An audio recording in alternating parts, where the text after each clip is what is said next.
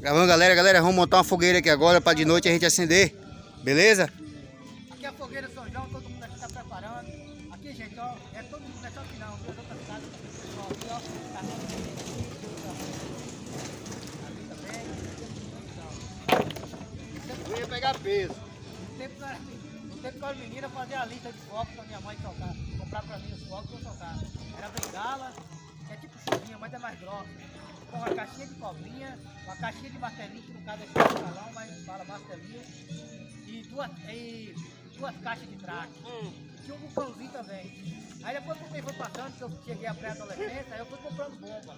Mas o tradicional é esse, traque, cobrinha, martelinho e bengala. Todo ano era a mesma coisa, meu Deus. É a noite toda, só todo era bom demais. O menino também soltava aqui, ó, depois começou a aparecer foguetinha de apito. Como é que é?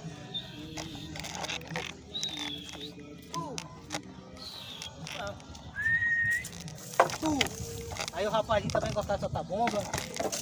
Jairo aqui. Entendeu? O que você não falou pra eu virar? Todo mundo gosta de soltar fogos, aqui é fogueira. A fogueirinha, a fogueira. Aqui só é o começo, hein? Fogueira aqui. Vai soltar bomba hoje? Não, hoje não. Esse ano não vai dar pra mim, não. Mas se Deus quiser, com vida de saúde, ano que vem eu quero soltar muito fogo. Valeu, tamo junto. Aqui, ó. Valeu, galera. Bons... Volta aqui. Bons festejos de São João pra todos. Dá oi aí. Valeu, galera. Oi. Oi, galera. Oi. Oi, Dá oi, oi. oi. Pronto. Oi. Valeu. E boas festas. Feliz São João pra todos. E cuidado, viu? Falou.